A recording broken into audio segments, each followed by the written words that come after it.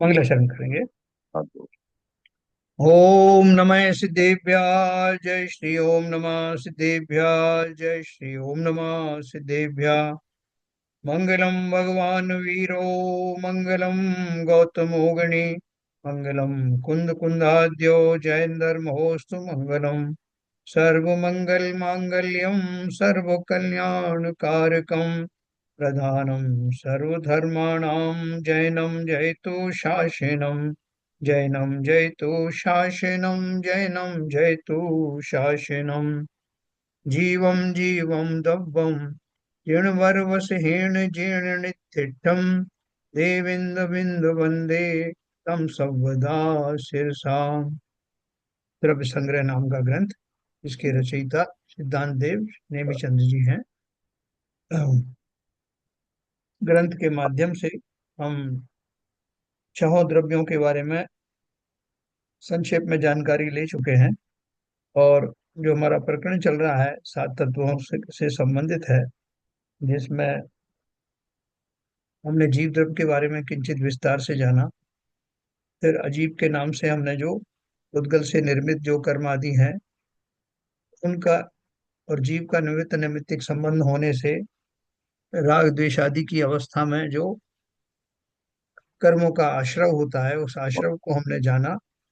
और आश्रव के सब भेद जाने, कितने प्रकार के आश्रव होते हैं, किन किन कारणों से आश्रव होते हैं, वो जानने के बाद फिर हमने बंध के बारे में जाना। और बंध के बाद बाद में हम उसका संवर के बारे में जानेंगे। तो कल जो पढ़ा था उससे थोड़ा सा उसको ओवरलैप करते हुए अपन आगे चलेंगे।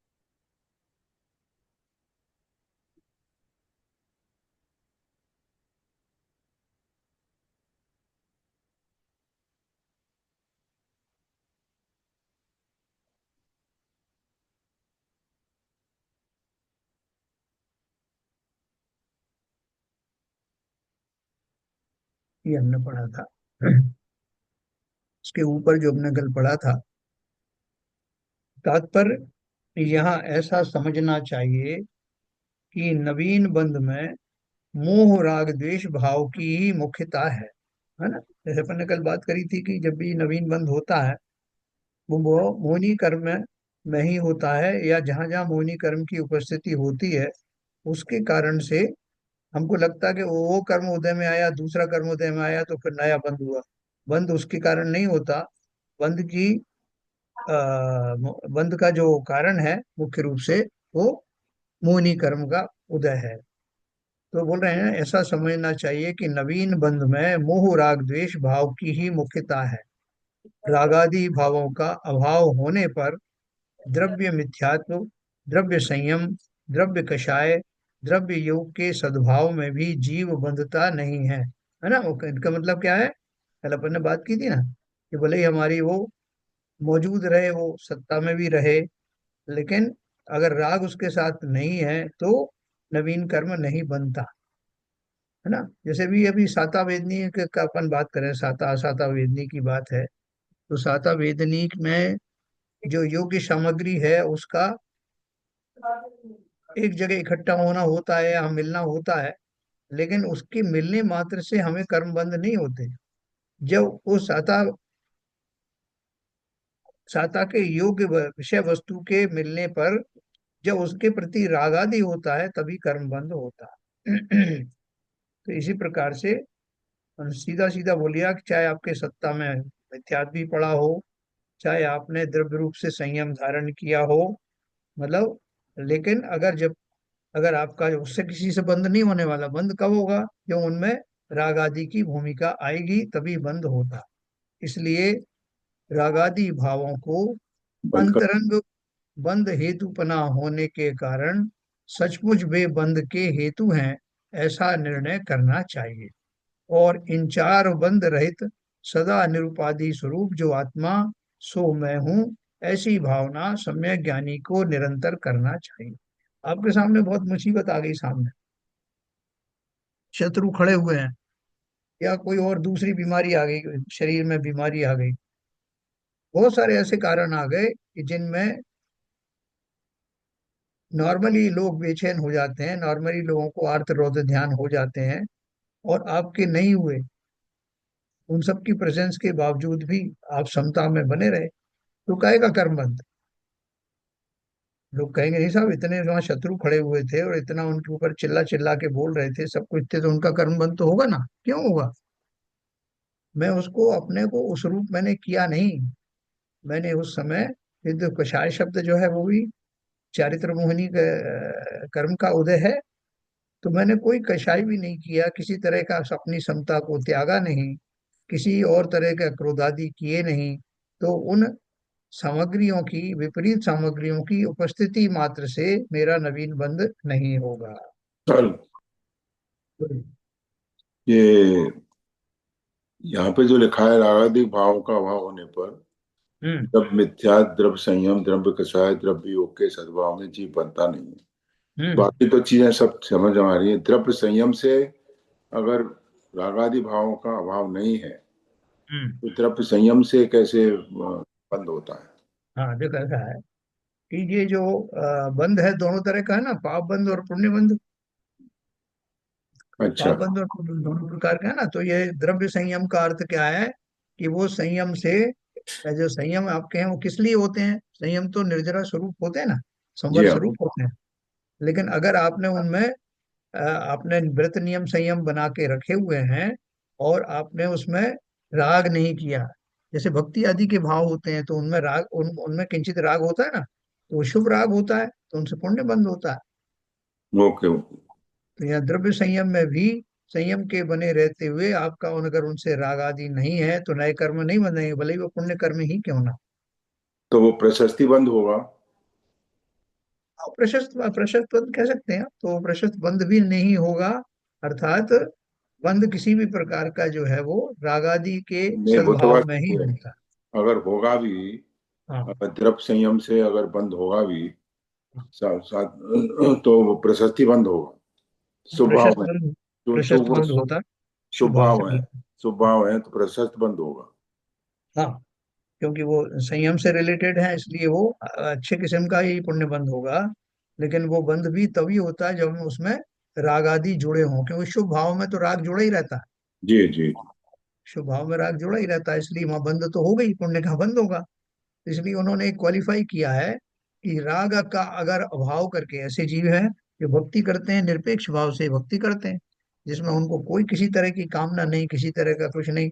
सम्यक दृष्टि जीव भी जिनेन्द्र देव के जो है वंदना आदि करते हैं ना, और ऊपर की भूमिका में सातवें गुण स्थान तक तो ये निरंतर चलता ही है। तो वहां पर भी अगर राग ना हो, उनका कहना है अगर राग ना हो तो किसी भी तरह का बंध होता नहीं। ये बात अलग है कि उन भूमिकाओं में राग भी होता है भक्ति आदि के भाव में, इसलिए वो राग जो है वो फलित होता है, पुण्य के रूप में फलित होता है। ठीक है सर, तो अभी आप ठीक। बोलोगे कि वो भक्ति भाव से, और आगे आएगा देखो चतुर्थ गुण स्थान वाले का भी कैसे शुभोपयोग होता है, वो अपन बात करेंगे अभी। कुल मिला के इतना सारांश समझिए कि ज्यो ज्यो राग की कमी होती जाती है, त्यों त्यों बंध की भी विच्युति होती जाती है, बंध भी कम होते चले जाते हैं। लेकिन बंध बने रहते हैं तो नवीन कर्म, चाहे वो राग के दोनों ही पहलू है ना, शुभ राग और अशुभ राग, तो जैसा भी उसका प्रसंग होगा उस तरह के कर्म बनते हैं, सीधी बात ये है। तो इन चार बंध रहित सदा निरुपाधि रूप जो आत्मा सो मैं हूँ। चार बंध कौन से हैं? और इन चार बंध रहित सदा निरुपाधि स्वरूप जो आत्मा सो मैं हूँ, ऐसी भावना सम्यक ज्ञानी को निरंतर करना चाहिए। चार चार बंध कौन से हैं भाई? प्रदेश बंद, प्रकृति बंद, शक्ति बंद, अनुवाद बंद। बराबर बराबर। अब देखो ये अपन ने बंध का स्वरूप जान लिया, अपन ने आश्रव का स्वरूप जाना कि मेरे विकारी परिणामों के, जीव के विकारी परिणामों का निमित्त पाकर जो द्रव्य कर्म फिजिकल फॉर्म में जब आत्म प्रदेशों की ओर आते हैं तो उस आगमन को आश्रव कहा जाता है, द्रव्याश्रव कहा जाता है। भावों का जो उस तरह के भाव होते हैं उनको भावाश्रव, उनके निमित्त से आने वाले पुद्गल परमाणुओं को, यानी कर्म रूप परमाणुओं को का आना, उसे द्रव्य आश्रव कहते हैं। और जब वो आत्म प्रदेश के आसपास या कर्मांड शरीर में आके चिपट जाते हैं, एक तरह से कह सकते हो, ऊपर ऊपर से, तब वो उनको बंध कहा जाता है, द्रव्य बंध कहा जाता है। वो बंध का मुख्य कारण क्या है कि मेरे उन भावों में किंचित रागादि भावों की उत्पत्ति, रागादि भावों की उनमें मौजूदगी थी, इसके कारण से ही वो बंद होता है। जिसमें स्निग्धता नाम का एक शब्द इस्तेमाल किया है कि भावों में, रागादि भावों की में स्निग्धता होने के कारण से वो कर्म परमाणु खिंचे चले आते हैं। मतलब उनमें वैसी योग्यता होती भावों की, भावों में ऐसी योग्यता होने से वो कर्म परमाणु आते हैं और आत्म प्रदेशों में ठहर जाते हैं। इसलिए वो राग से जुड़ा हुआ मामला है सारा। जिनको राग नहीं होगा उनके, अभी जैसे मान लीजिए कि मेरे सत्ता में बहुत सारे कर्म पहले के पड़े हुए हैं, और इस बीच में मैं सम्यक दृष्टि हो गया, तो वो सम्यक दृष्टि होने पर वो जो पहले के बंधे हुए जो कर्म है वो मुझे जबरदस्ती मुझे जो है अपने पद से डिगा नहीं सकते। वो अपनी जो कुछ उनकी अवस्था है वो अवस्था में है। अभी तो मैं ज्ञानी हो गया ना, तो अभी ना केवल नवीन बंध होगा, बल्कि सत्ता में मौजूद कर्मों की भी संवर और निर्जरा प्रारंभ होगी। इसलिए किसी बात की चिंता नहीं करना, साहब अनादि काल से इतने सारे मेरे कर्म इकट्ठे हैं, आपने ही बताया, पहाड़ के पहाड़ खड़े हैं, वो कैसे जाएंगे, मैं तो इसी दुख से पागल हो रहा हूँ। बोले उसकी चिंता नहीं करो, अभी आप सुधर गए ना, तो उस सुधार की वजह से वो सत्ता में पड़े हुए कर्मों में संक्रमण आदि भी होते हैं, और बाकी आपको अगली भूमिकाएं तपश्चरण आदि के भाव आएंगे तो आपको निर्जराएं भी शुरू हो जाएंगी। इवन चतुर्थ गुण स्थान में भी किंचित निर्जरा होती, ये अपन आगे पढ़ेंगे।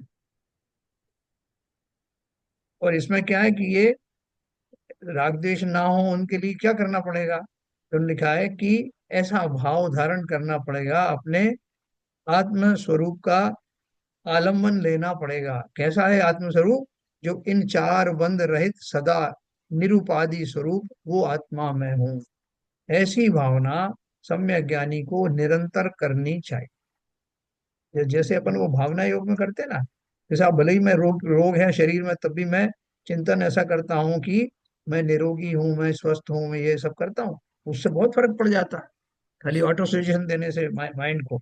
और यहाँ जो बात आत्मा की कही जा रही है वो काल्पनिक नहीं है, वास्तव में जो मेरा त्रिकाल ध्रुवत्व है उसमें मैं किसी कर्म से युक्त नहीं हूँ। मेरा जो स्वभाव है, ओरिजिनल जो स्वभाव है, वो जब अभी भी है, उस स्वभाव की अपेक्षा से तो मैं किसी कर्म से युक्त हूं नहीं। हाँ, मेरा अशुद्ध निश्चय से या वर्तमान पर्याय में वो जो दशाएं हैं, उन दशाओं के माध्यम से मैं ऊपर ऊपर से अशुद्ध कहा जा सकता हूँ, लेकिन उसकी जो शक्ति है, जो शुद्ध आत्मा है, वैसा जैसा मैं ओरिजिनल हूँ वैसा आज भी हूँ, कल भी था और हमेशा रहने वाला। तो उस भाव की चिंतन करने से वो सब विकारी भाव पिघलने लगते हैं। ये कितना बड़ा मूल मंत्र है। अब देखो अपन इसी की दिशा में अब आगे बढ़ते हैं। हमने आश्रम का स्वरूप समझ लिया, बंध का स्वरूप समझ लिया, अब उनको रोकने की बात आ रही है। तो जीव, अजीव, आश्रव, बंध, संवर। अब संवर नाम का तत्व अपन पढ़ेंगे। इसके बीच दो भेद हैं, भाव संवर और द्रव्य संवर। जहाँ भाव आया है तो वो मेरे आत्मा का है, और द्रव्य की बात आई है वो कर्मों की है। ऐसा दोनों का संयोग है। चेतन परिणामो जो कम सास बणि रोहणे हेऊ स्वभाव संवरो खलु दवा सवरोहणो अन्नो कर्म रुकना द्रव्य संवर और उसके हेतु जो निज आत्मा के भाव वे ही भाव संवर जानिए। क्या बोल रहे हैं, जो चेतन परिणामों यानी आत्मा का परिणाम, कमस यानी कर्म के, आसवणी रोहणे यानी आश्रव को रोकने में, हेव माने कारण है, वही भाव संवरो यानी भाव संवर है, और दवा संरोहणो यानी द्रव्याश्रव का ना होना, सो अन्नो यानी द्रव्य संवर है। इसको अपन समझेंगे अच्छे से। आत्मा के जिस परिणाम से कर्म का आना रुके उसे भाव संवर, तथा द्रव्याश्रव का न होना उसे द्रव्य संवर कहते हैं। है ना। आत्मा के परिणाम चल रहे हैं ना, अलग अलग किस्म के चल रहे हैं, राग द्वेष आदि वाले चल रहे हैं। तो जिन परिणामों से, अपने से मेरे जिन परिणामों से कर्म आते हैं, उनके विपरीत कोई भाव ऐसे होंगे जिससे कि वो नहीं आएंगे। सिंपल बात। तो बोले आत्मा के जिस परिणाम से कर्म का आना रुके, उसे भाव संवर, तथा द्रव्याश्रव का न होना उसे द्रव्य संवर कहते। वही इलेक्ट्रिकल मैग्नेट का मैंने आपको उदाहरण दिया कि वो जैसे ही उसको मैं स्विच ऑन करता हूँ, उसमें चुंबकत्व जागृत होता है, और उससे वो लाइंस ऑफ फोर्सेज निकलती हैं, वो जो उसकी लाइन निकलती है चुंबकत्व की, उसके कारण से वो लो परमाणु आ रहे थे वहां और उससे चिपक रहे थे। और मैंने उसका स्विच ऑफ कर दिया, तो चुंबक का चुंबकत्व समाप्त हो गया, और वो जो लौह परमाणु थे वो भी आने से अब रुक गए, क्योंकि वैसी शक्ति उनको दिखाई नहीं दे रही, तो क्यों आएंगे। तो ठीक उसी प्रकार से बोल रहे हैं, आत्मा के जिस परिणाम से कर्म का आना रुके, उसे भाव संवर, तथा द्रव्याश्रम का ना होना उसे द्रव्य संवर कहते हैं। द्रव्याश्रम मतलब कर्मों का ना आना। भावार्थ है, संवर की व्याख्या क्या है? पुण्य पाप रूप अशुद्ध भाव को आत्मा के शुद्ध भाव द्वारा रोकना सो भाव संवर है, और तदनुसार कर्मों का आना स्वयं स्वतः रुकना सो द्रव्य संवर है। अपने दरवाजा खुला हुआ है, बहुत सारे कीड़े करकट आ रहे हैं, ऐसा मैं क्या करूं, दरवाजा तो खुला खुला रहता है और रहता है, उसे बंद कर दो। बंद करते ही वो सब कीट पतंगे आने बंद हो गए। तो ऐसे ही मेरे भावाश्रव वाला द्वार जब बंद कर दिया, भावों में वैसी बात नहीं रही जो उनको एक तरह से आमंत्रण देता है कर्म को, वो भावों के हटते ही समस्त प्रकार का वो आगमन बंद हो गया। ठीक है। और वो उनका रुक जाना ही संवर है। फिर संवर तत्व की भूल, संवर तत्व की व्याख्या हो गई ना, पुण्य पाप रूप दोनों अशुद्ध भाव लिखा ना, पुण्य पाप रूप अशुद्ध भाव को आत्मा के शुद्ध भाव द्वारा रोकना सो भाव संवर है, और तदनुसार कर्मों का आना स्वयं स्वतः रुकना सो द्रव्य संवर है ना। देखो दोनों, यहाँ एक बात पे जोर दिया है कि मेरे भाव करने में मैं स्वतंत्र हूँ, और कर्माण वर्गणाओं का आना, मूवमेंट होना, वो उसके अपने कारण से है, कोई किसी का कार्य कारण नहीं। देखो अभी देखो इसमें और आएगा संवर तत्व की ये भूल हो गई। निश्चय सम्यक दर्शन ज्ञान चारित्र जीव को हितकारी है। ठीक है, ये स्टेटमेंट हो गया। निश्चय सम्यक दर्शन ज्ञान चारित्र जीव को हितकारी है, क्योंकि वे संवर निर्जरा रूप हैं, किंतु मिथ्या दृष्टि जीव उन्हें कष्टदायक मानता है। यह उसकी संवर तत्व संबंधी भूल है। जैसे किसी व्यक्ति को आपने समझाया घोर मिथ्या दृष्टि जीव है, तो आपने उससे कहा कि भैया ये अपने भाव तुम्हारे जो आते हैं, बात बात में क्रोध आ जाता है, हर चीज का रिएक्शन करते हो, ये सब बंद कर दो बिल्कुल, इससे अब तुमको कुछ फायदा होने वाला नहीं। तो वो कहेगा साहब आप मुझे क्या मूर्ख बना रहे हो, इसी क्रोध आदि के द्वारा तो मैं यहाँ तक चल के आया हूँ। जब किसी का काम नहीं होता मैं क्रोध दिखाता हूँ, मेरा काम हो जाता है। और अगर मैं नहीं ये सब दिखाऊंगा, क्रोध आदि नहीं करूंगा, मायाचारी नहीं करूँ, संसार में रहना बहुत मुश्किल है साहब, आप समझते नहीं हो बात। अगर अच्छे से रहना है संसार में, तो ये सब चीजें आवश्यक हैं, और आप मुझे इससे वंचित करना चाहते हो। यही तो मेरा असली पौरुष है, यही तो मेरी जो है वो कला है जीवन जीने की। तो जो मिथ्या दृष्टि जीव है वो यही मानता है कि उसके जो वर्तमान में जो काशाइक अवस्थाएं हैं और मिथ्या दर्शन है, वो वास्तव में उसे जीवन जीने में सहायक है। इसलिए ये संवर और निर्जरा, ये पाठ पढ़ा रहे हैं हमको, ये सब जो है कायर बनाने के लिए कर रहे हैं। अब मुझे कायर बनना नहीं है, इसलिए मैं तो अपना काय का संवर और काय का ये अपना ओरिजिनल जो मेरा स्वभाव है उसी को बनाए रखूंगा। तो लिखा है कि यद्यपि सम्यक दर्शन ज्ञान चारित्र जीव के लिए हितकारी है, किंतु मिथ्या दृष्टि जीव उन्हें कष्टदायक मानता है।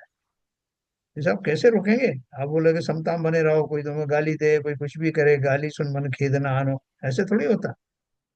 तो बोले ये उसकी संवर तत्व संबंधी भूल है।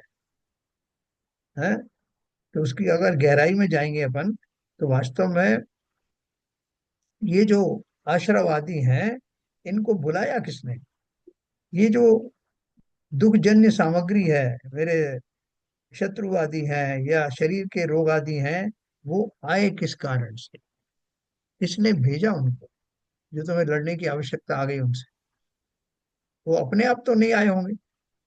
तो अवश्य ही मेरे किन्हीं किंचित पुराने भावों के कारण ही ये घटनाएं घटित हो रही हैं।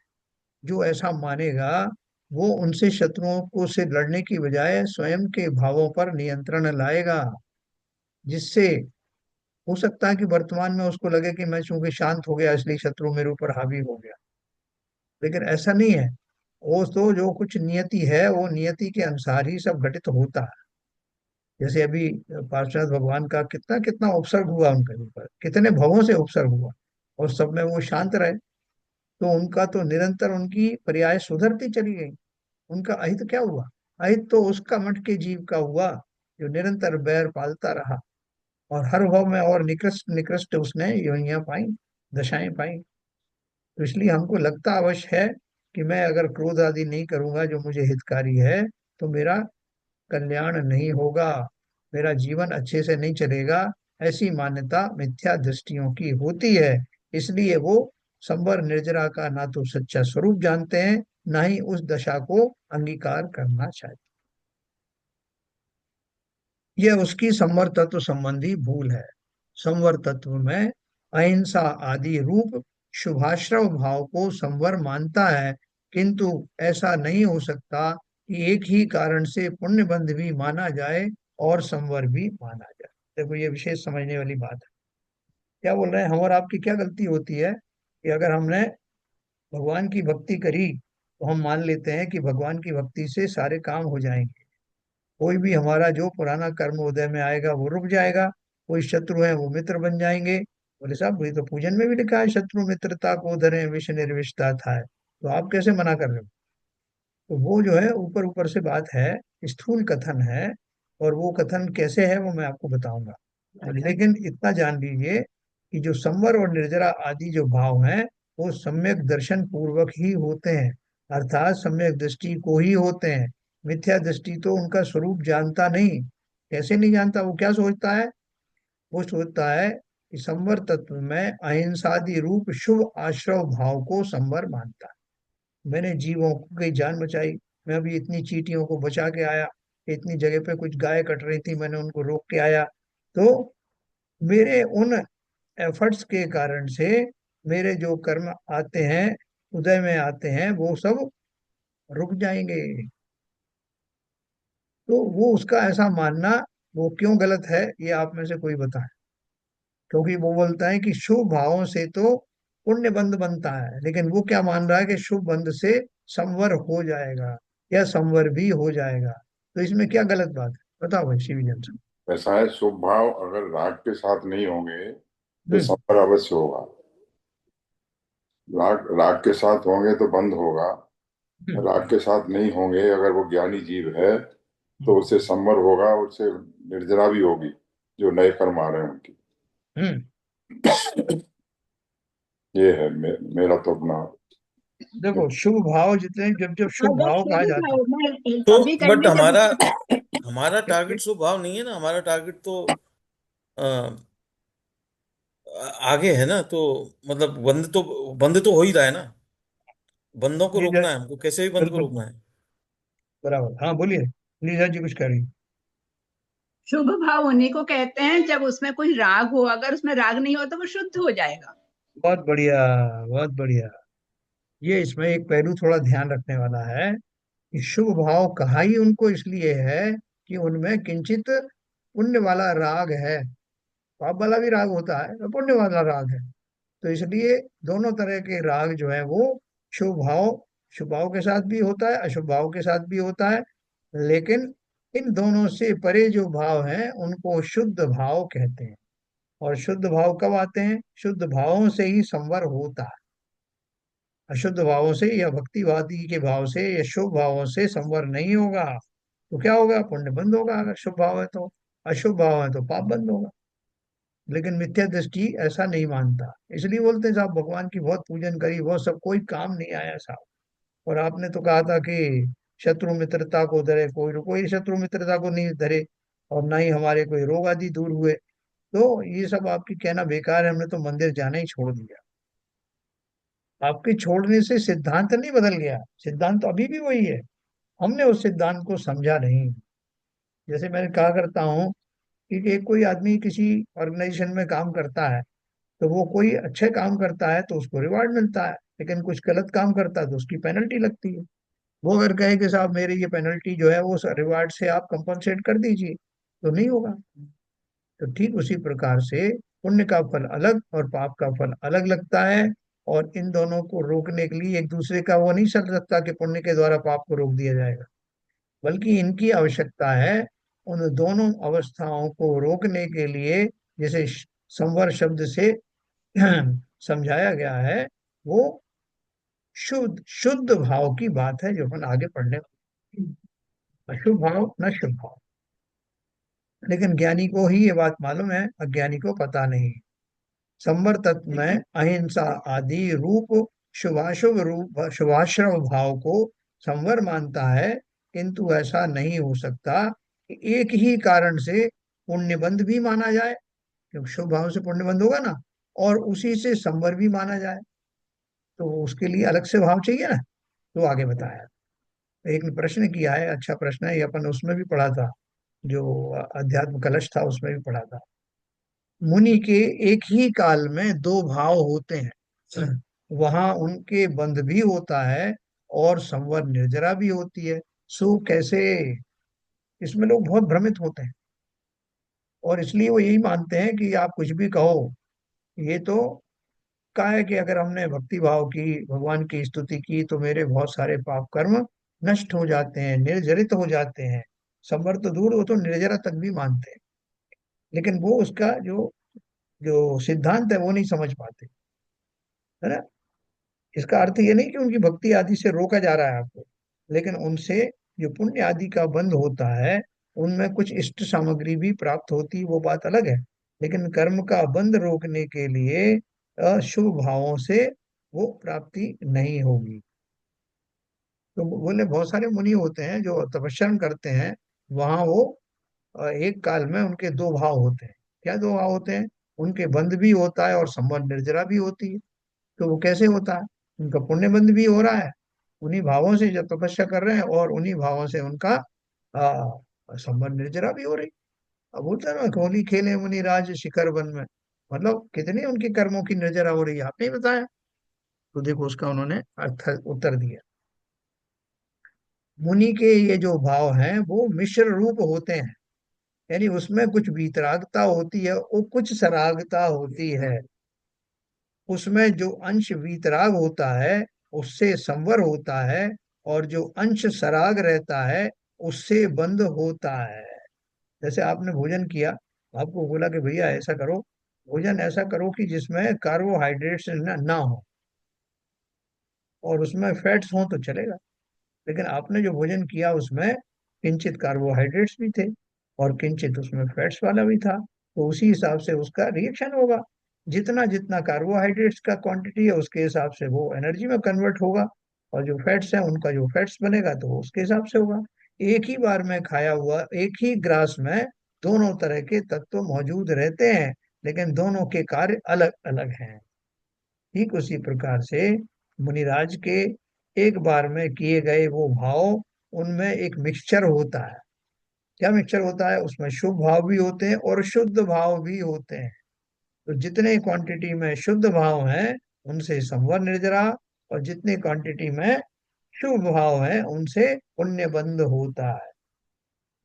जो लिखा है ना, ये भाव मिश्र रूप होते हैं, कुछ वीतराग और कुछ सराग। उसमें जो अंश वीतराग होता है उससे संवर होता है, और जो अंश सराग रहता है उससे बंद होता है, या भले ही वो पुण्य बंद हो। मिश्र भाव से दो कार्य हो सकते हैं, किंतु एक प्रशस्त राग से ही पुण्याश्रम भी मानना और संवर निर्जरा भी मानना केवल भ्रम है। अब मैं उस ग्रास के बारे में बात करूं जो आपने खाया, जैसा अब इन्होंने एक बढ़िया सा ग्रास खाया, उस ग्रास में दोनों चीजें थी, तो उससे जो है पूरे पूरे एक ही बार में उसका दोनों से एक ही चीज का बंद हुआ, सारे उसके साथ में फैट्स बन गए सब। तो ऐसा तो हो नहीं सकता, उसमें जो जो जो तो अलग अलग जो उसमें चीजें हैं उसके हिसाब से उसका बंद अलग अलग होता है, ग्रास एक ही था लेकिन वो मिक्स्ड था। तो यहाँ बोल रहे हैं कि मिश्र भाव से दो कार्य हो सकते हैं, किंतु एक प्रशस्त राग से दोनों चीज नहीं हो सकती। पुण्याश्रम भी मानना और संवर निर्जरा भी मानना यह केवल भ्रम है। ये भ्रम बहुत बार होता है। मिश्र भाव में यह पहचान सम्यक दृष्टि को ही होती है कि यह सरागता है और यह वीतरागता है। इसलिए वह अवशेष सराग भाव को ये रूप श्रद्धा करता है। देखो, जहाँ अपन बोलते हैं ना कि पुण्य भी ये है, तो वो किस अपेक्षा से बोलते हैं? हमारे समझ में तो आएगा नहीं कि हे है। अपन तो उसको कमाने पे तुले रहते हैं, अर्जन करने पे, बंद करने में। लेकिन जो ज्ञानी है, उनके भाव भूमिका के अनुसार शुभ भाव के होते अवश्य हैं, लेकिन उन शुभ भावों को वो अपनी कमजोरी मानते हैं। अपनी भूमिका में चतुर्थ गुण स्थानवर्ती जीव है, वो भगवान की स्तुति भी जबरदस्त करते हैं। तो उस भूमिका में उनके भाव आए बिना नहीं रहते। लेकिन ज्ञानी को ये पता है कि मेरे ये भाव जो है वो संवर वाले भाव नहीं है। जिस तरह देशभूषण कुलभूषण मुनिराज के ऊपर उपसर्ग हुआ, शायद कुंतलगिरी में ही हुआ, तो रामचंद्र जी और लक्ष्मण जी ने अपने बाणों के द्वारा उस असुर को भगा दिया, जो रोज वहां उपसर्ग करता था नियम से रात्रि। उन्होंने अपने बाणों की टंकार से, दोनों बलशाली थे, नारायण और वो बलभद्र, उसको भगा दिया। उसके फलस्वरूप वहां पे पुष्प वृष्टि हुई और उनको तीव्र प्रशस्त पुण्य का बंध हुआ। तो वो क्या करते, उनका पूर्व भाव का जो पिता था, वो जो भी धर्मेंद्र हो गया था, उसने भी आकर के उनको बहुत, उनको उनकी प्रशंसा की, दोनों भाइयों की, और उनको बहुत सारे दिव्य अस्त्र भी दिए जो उनको बाद में काम में आए।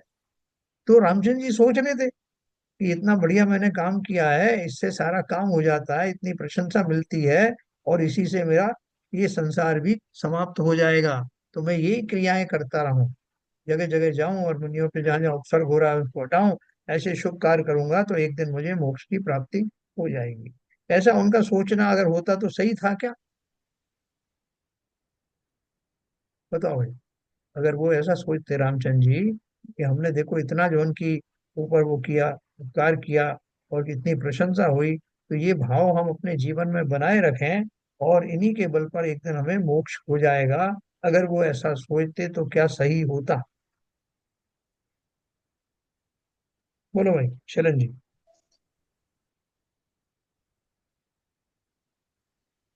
हाँ, क्वेश्चन समझ में आया? जिसको एक समझ बार आया और वो कर। बताइए ना, एक बार और बताइए क्वेश्चन। रहा हूँ कि जो रामचंद्र जी और लक्ष्मण की मैंने एक कहानी आपको बताई कि हम्म। उन्होंने अपने बाणों के प्रहार से उस असुर को भगा दिया, जो देशभूषण कुलभूषण मुनिराज पर उपसर्ग कर रहे थे। और हम्म। उसके उसके प्रतिफल में उनकी बहुत प्रशंसा हुई, देवों ने पुष्प बरसाए और हम्म। उनको बहुत लोगों की प्रशंसा प्राप्त हुई। तो उनको प्रशस्त पुण्य का भी बंध हुआ। तो हम्म। उनको सोच लेना चाहिए कि मेरे इन्हीं कामों से कितनी प्रशंसा और कितनी अनुकूलता मिलती है, हमें हम्म। जीवन में बस यही काम करते रहना है, इसी से मोक्ष हो जाएगा। ऐसा सोचना अगर वो सोचते तो क्या सही होता? बिल्कुल नहीं होता, क्योंकि क्यों? हमारे वो तो एक जीवन में एक ऐसी घटना हुई जिसमें उनको प्रशस्ति पुण्य का उनको मिलना था, और ऐसा तो वो हो गया उसको। लेकिन आदमी का तो अपना जीवन तो उसको भीतरकता को पाकर अपना मोक्ष धारण करना ये उसका कार्य है। क्या सबको सबके लिए प्रशस्ति पुण्य इकट्ठे करते हुए से तो फिर उसको राष्ट्रीय फिर उसमें चला जाएगा, फिर संसार में ही बसना है फिर तो उसको। हाँ, ठीक कहा आपने। नीरजा जी बोलो। अगर वो ऐसा सोचते तो उनका ये जो था उसमें राग जुड़ जाता, और राग जुड़ जाता, जो जो प्रशस्त पुण्य था वो शुभ उसमें कन्वर्ट हो जाता। इसलिए उनका ऐसा सोचना बिल्कुल ठीक नहीं था। नहीं नहीं, देखो वो तो समय दृष्टि थे ना, तो वही जानते थे कि इन पुण्य पाप से तो मुक्ति होती नहीं, संवर निर्जरा इनसे होती नहीं। इसलिए तो उन्होंने फिर बाद में विधि पूर्वक जो है वो जिनेश्वरी दीक्षा धारण करी और तपस्चरण पूर्वक मोक्ष गए। नहीं, आपने जो ये पूछा कि अगर उनका ऐसा सोचना ठीक था कि नहीं, तो हाँ वो हाँ मेरे मेरे हिसाब से उनका ऐसा सोचते अगर, तो उसमें हाँ, राग जुड़ जाता। जब राग जुड़ जाता तो वो प्रशस्त नहीं होता, फिर तो वो शुभ पुण्य हो जाता। इसलिए उन्होंने सोचा भी नहीं और सोचना ठीक भी नहीं था। बराबर। मतलब वो सिद्धांत के खिलाफ तो जा ही नहीं सकते, सिद्धांत ये है ही नहीं। जी। सिद्धांत ही ये है कि ये जो भाव थे उनके, दया आदि के भाव थे या उपसर्ग दूर करने के भाव थे, ये तो भक्ति भाव थे, शुभ भाव थे। और शुभ भावों से किसी तरह का संवर निर्जरा नहीं होती। नहीं होता है। हाँ। है ना? तो ये अपन को ये समझना है। इसलिए हमारा एक भ्रम दूर होना चाहिए ये जो पढ़ने के बाद में, कि मैं जो भक्ति आदि करता हूँ ये मैं दो कारण से करता हूँ। एक तो अपने सेटिस्फेक्शन के लिए कि मुझे उससे थोड़ी शांति मिलती है, राहत मिलती है। जिनेंद्र देव की भक्ति करने से उतनी देर तक मेरे कषायों में मंदता रहती है और मुझे अच्छा लगता है, क्योंकि सारी मेरी प्रतिकूलताएं, मेरे अंदर की दुख जो है वो आकुलता व्याकुलता इसी विपरीत चिंतन के कारण ही होती हैं, कषायों के कारण ही होती है। और जिस काल में कषाय मंद होती हैं या बंद होती हैं, उस काल में जीव को बहुत निराकुलता का अनुभव होता है। तो मैं जो भक्ति करता हूँ वो किस लिए करता हूँ, उसके कोई दो तीन कारण बताओ। विपुल जी है इधर? हाँ जी सर। हाँ बताओ भाई, दो तीन कारण बताओ, हम क्यों भक्ति करते हैं, उससे हम क्या चाहते हैं और क्या मिलता है। नहीं सर, अ, मतलब मतलब जितने भी लोग भक्ति करते हैं सर, सबके अलग अलग कारण हो सकते हैं। अ, और वो जो कारण होते हैं सर, उसकी रेंज बहुत बड़ी है मेरे हिसाब से। एक दो या तीन नहीं हो सकता, उसके कारण बहुत हो सकते हैं। जैसे कि एक तो आपने बताया कि एक तो थोड़ा सा कुछ देर के लिए जब भी हम भक्ति करते हैं तो कषाय मंद होती है, और बराबर उससे हमें थोड़ा सा क्षण भर के लिए या उस उन पलों के लिए सुख का अनुभव थोड़ा होता है, क्योंकि उस टाइम पे हमारी कषाय मंद होती है। बराबर। दूसरा ये भी हो सकता है कि मुझे कुछ सांसारिक सुख चाहिए होते होंगे, या मुझे कुछ अपने संसार के कुछ कार्य जो अटके पड़े हैं उनको वो पूर्ण हो जाए, निर्विघ्न पूर्ण हो जाए, उनके लिए किसी विकल्प के साथ हम भक्ति करते हो, ये भी हो सकता है। और तीसरा ये भी हो सकता है कि मिथ्यात्व के कारण हम ये सोचते हो कि ये भक्ति करने से ही मोक्ष हो जाएगा, ये भी हो सकता है। बहुत तो बढ़िया। बहुत सारे कारण हैं। यस। लेकिन मेरा मानना ऐसा है कि जो लोग केवल भक्ति करते हैं, या तो उनको मोक्ष जाने की इच्छा नहीं है, या उन्हें मोक्ष का स्वरूप नहीं पता बहुत बढ़िया। है। हम्म। क्योंकि दोनों चीजें नहीं हो सकती एक साथ। क्योंकि अगर मोक्ष जाने की इच्छा है तो फिर मोक्ष का स्वरूप पता होना चाहिए, और मोक्ष का स्वरूप जब पता हो जाएगा तो इस तरह के राग और भक्ति की जो आकांक्षाएं हैं वो अपने आप ही कम हो जाएंगी, स्वतः ही कम हो जाएंगी। हम्म। हम्म। बिल्कुल सही है। और कोई कुछ ऐड करना चाहता है इसमें? बोलिए शिवेंद्र। पर ऐसा है कि अगर बिना राग के अगर वो भक्ति कर रहा है शुद्ध भाव से, तो उसके वो संभव होगा।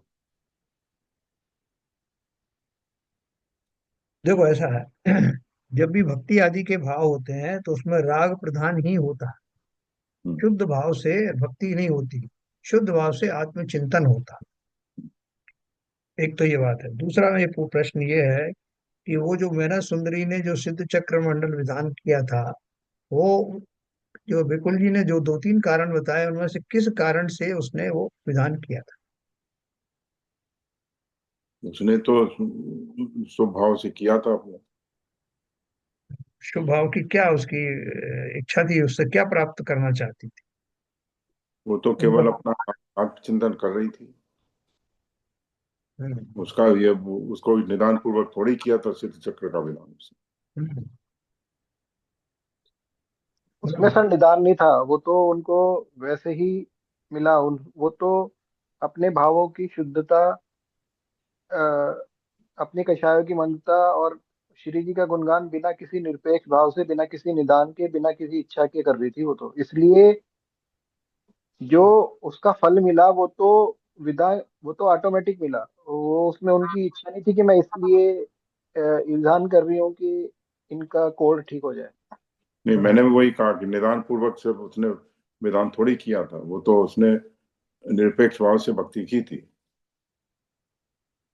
अभी अपन इसको एनालाइज करते हैं, पहले भी कई बार किया है कि वहां का वातावरण इतना बोझिल हो गया था, पूरे रनिवास में लोग रो रहे थे कि ऐसी कोड़ी से फूल जैसी कोमल लड़की का संबंध कर दिया गया। और राजा से तो कोई कुछ कह नहीं सकता, तो सिवाय रोने और गाने के। तीव्र आर्त ध्यान के शिकार थे वो सब, और बाहर के प्रजाजन भी बड़े दुखी थे। तो इतने बड़े लेवल पर हुए विषाद के वातावरण को रोकने के लिए, उसको हल्का करने के लिए या डाइवर्ट करने के लिए उन्होंने ये सिद्ध चक्र मंडल विधान किया, जिसमें भक्ति भाव के कारण से जीवों की वो कषायों में मंदता आई, वातावरण का बोझिलपना कम हुआ, और स्वयं का, चूंकि वो तो स्वयं सम्यक दृष्टि थी, स्वयं का मन संसार की असारता में लगा। इसके कारण उनको, क्योंकि सिद्ध चक्र आपने अगर मंडल पढ़ा हो, विधान पढ़ा हो, तो उसमें सिद्धों की बहुत अच्छी उपासना की है, सिद्धों के गुणों की। तो उन गुणों का चिंतन करते करते सम्यक दृष्टि जीव तो उस आत्मानु अ, अनुभव में खो जाते हैं। तो उन एक ही उपाय से मैना सुंदरी ने तो बहुत सारी चीजें अचीव की। उसमें कुछ जीवों को जिनका बहुत तीव्र राग आदि था, उसमें मंदता आई, तो उनमें थोड़ा सा उनको आकुलताएं कम हुई। और उसी काल में, उनका समय ठीक होने का, हाँ, ऐसा समय आ गया था, तो काल लब्धि आने से उनका श्रीपाल जी का कोड भी ठीक हुआ, और बाकी जीवों को अपना फायदा हुआ, राजा को सद्बुद्धि आई। ये सब कार्य भी अपने उसी समय में सिंक्रोनाइज हुए। तो कहने मगर में क्या आया मगर कि सर सिद्ध। ऐसा है कि जब उसने सिद्ध चक्र विधान किया, वो केवल अपने आत्मचिंतन के लिए किया, भक्ति के लिए किया। हाँ हाँ। उसका ये निदान नहीं था कि लोगों में वातावरण ऐसा धूमिल हो रहा है, इतना क्या कहते हैं, बुरा सा वातावरण बन गया है। उस निदान पूर्वक नहीं किया, ये तो उसके बाई प्रोडक्ट थे उसकी। नहीं, निदान, ये निदान नहीं होता, देखो इसको निदान नहीं कहते। उस वातावरण को शांत करने के लिए, तो निदान किसे कहते हैं अपन? जब जो कुछ मैं उपलब्धि मैंने की है तपश्चरण के आदि के द्वारा, उसके बदले में कुछ मांगना, कामना करना, उसे निदान कहते हैं। यहाँ तो नैसर्गिक रूप से जिन भावों से कषायों की मंदता होती है, ऐसे वातावरण का निर्माण होना, ये शुभ भाव तो हो सकते हैं, इसमें निदान की कोई अपेक्षा नहीं। नहीं, मेरा निदान का मतलब ये है, उसका ये अगर इस दृष्टि से अगर वो भक्ति की जाए कि वातावरण शुद्ध हो जाए, तो वो भी तो एक निदान है। नहीं, वो निदान नहीं है। निदान की परिभाषा अच्छी तरह से समझना, कल मैं आपको बताऊंगा निदान किसे कहते अगर मान लिया, ये निदान इसलिए नहीं कहलाएगा अगर मान लिया वातावरण थोड़ा सा, यार चलो हम बोलते हैं कि चलो नमोकार मंत्र का पाठ पढ़ लेते हैं, अ, किसी वातावरण को थोड़ा सा हल्का करने के लिए, तो वो निदान नहीं हुआ। वो तो अ, निमित्त कह सकते हैं कि निमित्त बना, बट निदान पूर्वक नहीं किया वो। कोई सेल्फिश कुछ उसमें, मतलब उनका कुछ वो नहीं था। हैं। हमेशा हमेशा किसी विषय आदि की आकांक्षा उसमें छुपी होती है। अपने अपने धर्म मार्ग के बदले में किसी पुण्य आदि की प्राप्ति या किसी विषय आदि की कामना करना, वो निदान में आता है। ये वो ना मोटी परिभाषा बताई हूँ, कल मैं आपको विस्तार से बताऊंगा कि निदान किसे कहते लेकिन सर यहाँ पे मेरा एक प्रश्न है। हैं। हाँ। अ, मुझे सर यहीं पे कंफ्यूजन बार बार ये होता है, जैसे ये एग्जाम्पल हमने देखा अभी मैना सुंदरी वाला, तो इसमें तो सर क्लियर हो गया, हम सब मान रहे हैं कि उन्होंने बिना निदान के पूर्ण भक्ति भाव से सिद्ध चक्र का विधान किया, और जो उनके पति का कोढ़ दूर हुआ वो एक बाई प्रोडक्ट था। तो व्यवहारिक दृष्टि से बोल सकते हैं कि उन्होंने शुभ भाव किए, और शुभ भाव से उनको पुण्य का उदय हुआ, और उस पुण्य के उदय में उनके पति का कोढ़ दूर हो गया। व्यवहारिक दृष्टि से हम ये बोल भी सकते हैं, क्या नहीं, बोलते हैं? देखो ज्ञानी लोगों को तो ऐसी भाषा बोलनी नहीं है। क्यों? क्योंकि फिर तो उसमें ये हो जाएगा कि एक द्रव्य दूसरे द्रव्य का कुछ कर सकता है। हाँ, उल्टा लेकिन बोल सर सकते मेरा, हो। मैं थोड़ा सा यहाँ बोलना चाहूँ क्या? हाँ, बोलिए। ये जो है, कोई भी चीज किसी का बाय प्रोडक्ट शायद इस भाषा में नहीं कहेंगे, उसे हाँ, हाँ, कहेंगे उसकी काल लब्धि आ गई थी, वो तो होना निश्चित ही था। इसकी हाँ, वजह से वो बाय प्रोडक्ट है या नहीं है वो नहीं है, वो होना हाँ, निश्चित था, समय आ गया और वो हो गया। और बिल्कुल। ये जो सिद्ध चक्र विधान हुआ वो ठीक था, उन्होंने इसके लिए करा कि वातावरण अच्छा हो जाए, सबकी बुद्धि अच्छी हो जाए, इस हाँ, तरह से करा जिससे कोई आर्त रौद्र ध्यान में ना जाए। बराबर, बिल्कुल सही है, बिल्कुल सही है। वो बाई प्रोडक्ट कहने में, क्योंकि अब उससे अपन फेमिलियर है इसलिए उन्होंने कह दिया। लेकिन जी, वास्तव में वो उसके कारण नहीं हुआ, क्योंकि कोई भी नहीं घटना हुआ। किसी दूसरे का कारण नहीं होती, सारी घटनाएं इंडिपेंडेंट होती हैं। लेकिन सर यही निमित्त। तो मेरा प्रश्न है। हाँ, सर एक तरफ तो सर हम ये कह रहे हैं कि जितने शुद्ध भाव मैना सुंदरी के थे उतने भाव हमारे तो हो नहीं सकते। मतलब बिल्कुल। या हो नहीं सकते, मतलब अभी के नहीं है, क्योंकि अभी हाँ, हम बराबर। हाँ, जब उन्होंने अ, शिव चक्र का विधान किया, और उनको भी हम बोल रहे हैं कि पुण्य का कुछ उदय नहीं हुआ, वो तो अपने समय में उनका कोल ठीक होना था इसलिए हो गया, ये तो सिर्फ कहने की बात है। तो जब उन्होंने इतने शुद्ध भाव से कुछ किया, मतलब शिव चक्र का विधान किया, तब उन्हें तब भी पुण्य नहीं मिला, तो फिर हम ये क्यों वो कहते हैं कि हम मंदिर में जाते हैं और हम जो पूजा करते हैं और जो हम भक्ति करते हैं उससे हमें पुण्य लाभ हो रहा है, पुण्य। नहीं, नहीं, नहीं, एक मिनट, एक मिनट। ये कहाँ कहा कि उनको पुण्य बंध नहीं हुआ? उनको सातिशय पुण्य भी बंद हुआ। कि मैना सुंदरी की अगर आप बात कर रहे हैं तो उस पुण्य आश्रम के बदले में उन्हें कब मिला, क्या मिला, इसकी अपन चर्चा अभी नहीं कर रहे हैं।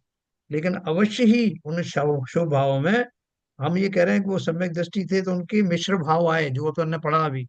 उसमें जो शुद्ध भाव थे उनसे उनकी वो संवर भी हुआ, कुछ निर्जराएं भी हुई, और साथ में शुभ आश्रम के कारण से पुण्य बंध भी हुआ। वो पुण्य बंध उनके बहुत आगे भी काम में आया, बहुत जगह काम आया। लेकिन उस पुण्य बंध के कारण श्रीपाल का कोढ़ दूर हुआ ऐसा नहीं कह सकते। क्योंकि फिर तो मेरे पुण्य से मैं आपको फायदा पहुंचा दूंगा, आपके पुण्य से आप मुझे फायदा पहुंचाओगे। और एक जीव दूसरे जीव का, एक द्रव्य दूसरे द्रव्य का कुछ करता नहीं। नहीं सर, ये बट इसमें सर श्रीपाल जी का जो कोढ़ दूर हुआ उसमें खाली श्रीपाल जी का फायदा थोड़ी ना हुआ, उनका भी तो फायदा हुआ, उनके उनके पति थे वो, या जो उनके जो भी कुछ रिलेशन था। तो ये बात तो नहीं कह सकते ना कि ये जो कोढ़ दूर हुआ उससे सिर्फ श्रीपाल जी को फायदा हुआ, फायदा तो उस जीव को भी हुआ जिससे उसका संबंध है ये सांसारिक सब रूप से। ये सब निमित्त नैमित्तिक संबंध होते हैं। वादिराज मुनिराज खुद मुनि थे, बहुत बड़े मुनि थे, और उनको 700 वर्षों का कोढ़ हुआ, 700 साल का। तो वो चाहते तो कभी उनका कोढ़ दूर हो जाता। देवों ने आकर के उनसे उन्होंने विनय करी कि आप कहो तो हम इसकी औषधि का इस्तेमाल करें। मुनिराज ने बोला कि ये तो शरीर है, इसमें तो ये सब होता रहता है, मुझे कुछ ठीक वही करने का भाव करना नहीं है। और अगर मैं चाहता करना तो ये जो धूल पड़ी है ना, जहाँ मैं बैठा हूँ, इसमें ही इतनी जो शक्ति आ गई है, इसको मैं अगर शरीर पर मलूं तो कोढ़ चला जाए। लेकिन मैं उस प्रकृति के जो उसमें नियम में कहीं कोई ऐसी राग बुद्धि नहीं रखता। शरीर से क्या राग रखना, इसका जो समय आएगा अपने आप चलेगा। इसका अर्थ क्या हुआ कि मैना सुंदरी के भावों में ऐसी बात नहीं थी कि मेरे भावों से उनको हो जाए। हाँ, ये बात अलग है कि निमित्त नैमित्तिक संबंध था। जिस समय उन्होंने ये सब भाव किए, पुण्य बंध उनको हुआ। और ठीक उस समय श्रीपाल जी को भी पुण्य बंध उन अवस्थाओं में अवश्य हुआ। श्रीपाल जी के अपने पुण्य के कारण से, या ऐसे भावों के कारण से उनका किंचित संक्रमण तो हो सकता है, जिसमें उनकी जो स्थिति है उस कर्म की वो कम हो सकती है। और बाई चांस ऐसा भी हो सकता है कि उसकी पूर्ण आहुति, पूर्ण काल उस समय हो गया, समय पूरा हो गया, काल लब्धि आ गई और वो कोढ़ भी उसी समय समाप्त हुआ। तो लोगों नहीं, ने ये जब कहा कि जब इसकी जब वजह मैना सुंदरी ने सिद्ध चक्र विधान किया, हाँ, उस समय श्रीपाल जी भी थे, हाँ, वो भी उस विधान में सम्मिलित थे। बिल्कुल। उनके भी कसाय बंद हुए, यस। उनका भी पुण्य बंद हुआ। बिल्कुल। ये बात तो सही है कि मैना सुंदरी का जो जो पुरुषार्थ था, उससे दूसरे का कोई भला बुरा नहीं हो सकता है। हम्म। वो जो कुछ होगा उसी जीव का होगा। मगर बिल्कुल। उस सिद्ध चक्र विधान के निमित्त से जो हाँ शिवपाल जी को कसाय मंद हुए, उससे उनका जो पुण्य बंद हुआ और उसकी काल अवधि आई जिससे वो कोढ़ ठीक हुआ, जिससे वो कोढ़ ठीक हुआ, वो श्रीपाल जी का ही पुण्य बंद था। नहीं, वो पुण्य से नहीं, अपन पुण्य से उसको नहीं करेंगे, क्योंकि पुण्य से बांधेंगे तो फिर वो वही हो जाएगा कि रिवार्ड और वो पनिशमेंट वाली बात हो जाएगी। अपन ये कहेंगे कि उस वातावरण के कारण से, वो वातावरण, भक्तिमय वातावरण, उनको अपने भाव सुधारने में निमित्त बना। और वो निमित्त ऐसा हो सकता है कि उनके भावों की वो दशा बनी हुई है जिससे उनकी स्थिति कम हो गई हो। तो उसमें अपन ने निमित्त किसको ठहराया? पुण्य को नहीं, उस वातावरण को जिसमें उन्होंने अपने भाव किए। ऐसा सभी जीवों ने अपने अपने भाव किए उस वातावरण में। तो वो जो उन्होंने जो जो कुछ भी धर्म का जो वो किया, क्या बोलना चाहिए उसको, प्रभावना की, वो धर्म की प्रभावना से उनको अपना पुण्य मिला, वो एक अलग चीज है। लेकिन बाकी सब जीवों ने भी अपनी अपनी योग्यता के अनुसार पुण्यादि भी बांधे। और अगर उनमें कुछ सम्यक दृष्टि रहे होंगे तो उनका संवर निर्जरा भी हुई होगी। हाँ, जिनके समवाय मिल गए उनके कार्य भी हो गया।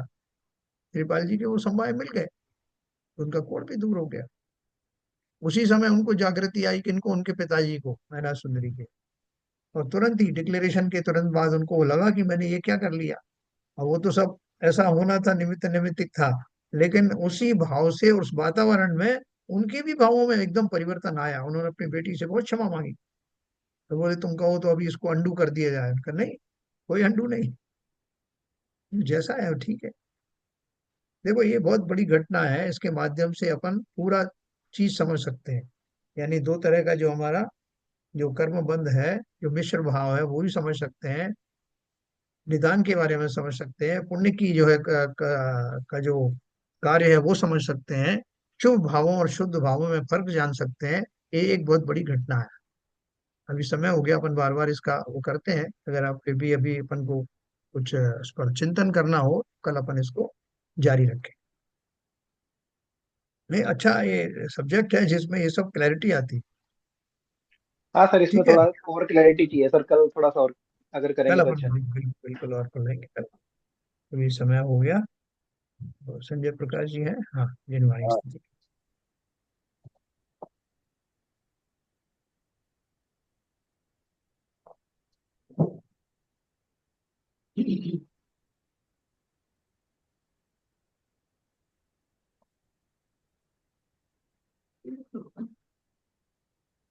शायद उन्होंने सुना नहीं है, आप पढ़ लीजिए सर। संजय प्रकाश नहीं है क्या? नहीं है तो सही। अच्छा। हाँ, हाँ। ओके। मिथ्यात्म में नाश वेको, ज्ञान के प्रकाश वेको, अपरिभाष वेको, भानु से बखानी है। चाहूं द्रव्य चांद वेको, बंध विधि ध्यान वेको, स्वर छान वेको, परम प्रमाणी है। जहाँ भवताय वेको, जी के जताए वेको, कहूँ न सताए वेको, भव और आनी है।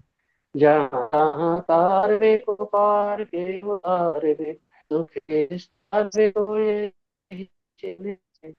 जिनकी भांति तो है जग दिन रैन, जो तेरी शरणा गए, सो पावे सुख चैन। जा वाणी के ज्ञान ते सूझे लोकालो, तो वाणी मस्तक नमो सदा देते दो, सदा देते दो। जिनवाणी माता की जय। कार्य